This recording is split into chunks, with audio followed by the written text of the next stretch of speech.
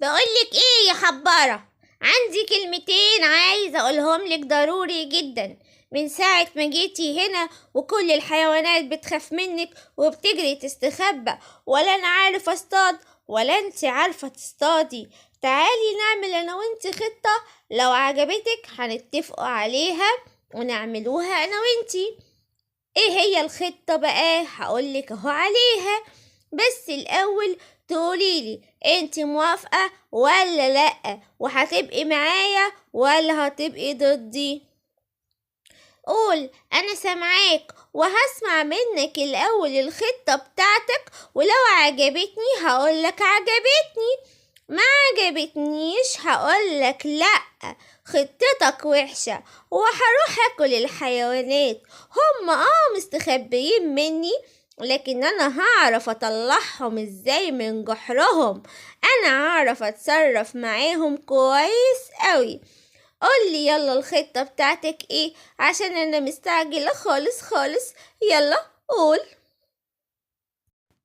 هقولك الخطة بتاعتي ان انا هفهم الحيوانات ان انتي مشيتي خلاص من الغابة وما بقيتيش موجودة، وهما كده هيطمنوا ويطلعوا تاني من الجحر بتاعهم. وانتي طبعا هتصطادي وانا هصطاد، بس لو انتي اصطادتي حاجة هاكل معاكي، ولو انا اصطادت حاجة انا كمان هخليكي تاكلي معايا. ايه رأيك؟ هي حقيقي فكرة حلوة، بس عايزة اقولك على حاجة. لو طلعت غدار او بتقولي كده وبتضحك عليا، انت عارف كويس اوي انا ممكن اعمل فيك ايه. خليك معايا على اتفاقنا، لو انا اصطدت حاجة هخليك تاكل معايا، ولو انت اصطدت حاجة انا هاكل معاك. وتفهمهم ان انا خلاص سبت الغابة ومشيت عشان يخرجوا. فكرة حلوة وانا خلاص موافقة عليها. يلا نبدأ، وروح قول لهم كده عشان ناكل بقى. حد فيكم النهاردة شاف الحبارة او لمحها؟ انا بصراحة كنت مستخبية في بيتي ومرضتش اخرج خالص، انا خايفة منها قوي قوي لا تكون. لا، انا ما شفتهاش خالص خالص النهارده، وانا كمان كنت تحت في النهر بتاعي وما طلعتش منه خالص. خايف تشوفني وتيجي تاكلني، وانا اصلا جعان وعايز اكل، انا تعبت منها. بقول لكم ايه، انا كنت واقف جنبكم هنا وسمعتكم بتسألوا عن الحبارة. لا لا، خلاص الحبارة مشت من هنا. انا قلت لها لازم تسيبي الغابة، وحرام انك تاكلي الحيوانات، صحابي حبايبي، ما ينفعش ان انت تاكليهم. فهي قالت لي خلاص يا اسود، انا هسيب الغابة بتاعتك وهمشي منها، ومش هاكل حد خالص من الحيوانات صحابك. يلا افرحوا واطلعوا من الجحر بتاعكو، هي مشت خلاص ومش هتيجي تاني. بجد الكلام ده؟ انت احسن اسود في الدنيا كلها. بجد الحبارة مشت؟ الله الله، بجد على الخبر الجميل منك يا جميل يا اسود.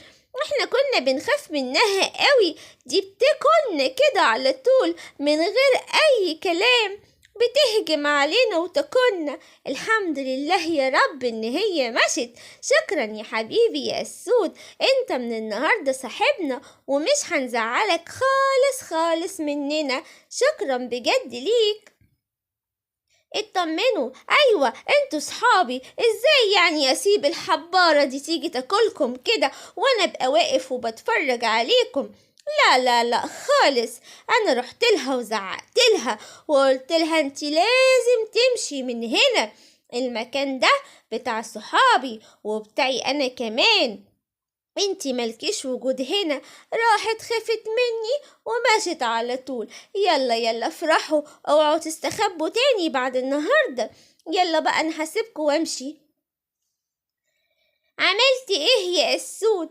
طمني. رحت قلت للحيوانات ان انا مشيت خلاص من الغابة ومش هرجع هنا تاني، عشان يطمنوا ويطلعوا من الجحر بتاعهم، وانت تاكلهم وانا اكلهم، ولا عملت ايه؟ يلا عرفني، انا سايباك النهاردة طول النهار وعايزاك تقولي كل حاجة، واوعى تكون بتكدب عليا في اي كلام. يلا قولي ايه اللي حصل بينك وبين الحيوانات؟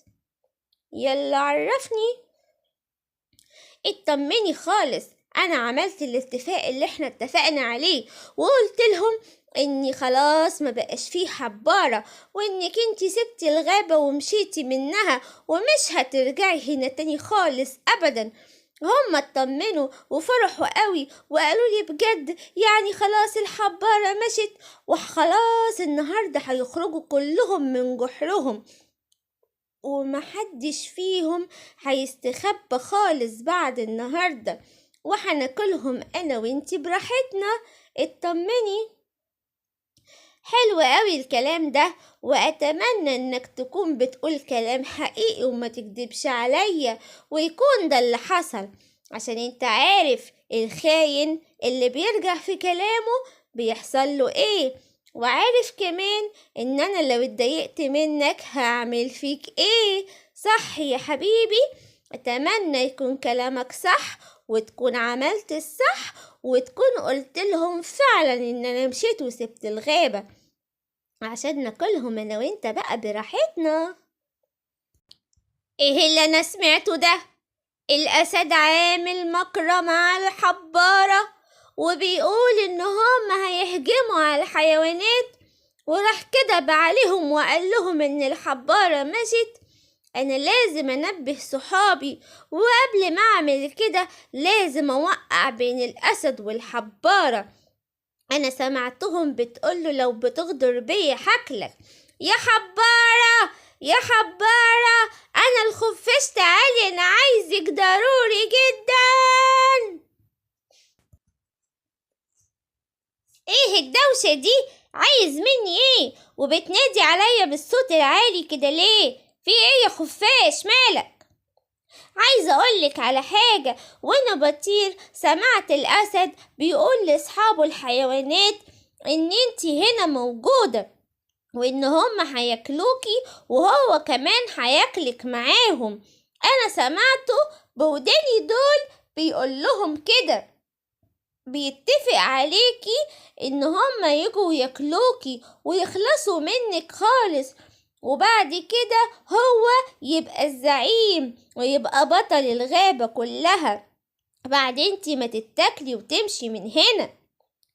انا كنت شاكة وعارفة ان هو غدار وان هو هيغدر بيا، وانا قلتله لو هتغدر بيا هغدر بيك يا اسود.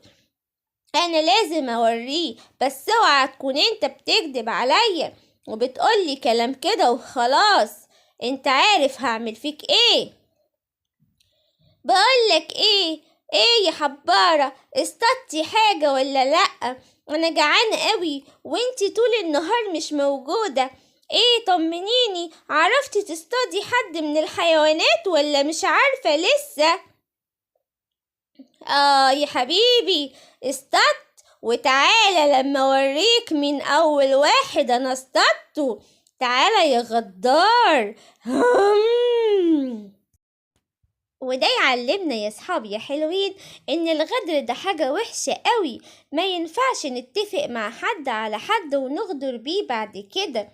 الا الغدر يا حلوين لازم نبقوا حلوين، وما ينفعش نتفقوا مع اصحابنا على حد تاني يكون صاحبنا. لو عجبكم القصة دوسوا لايك واشتراك للقناة.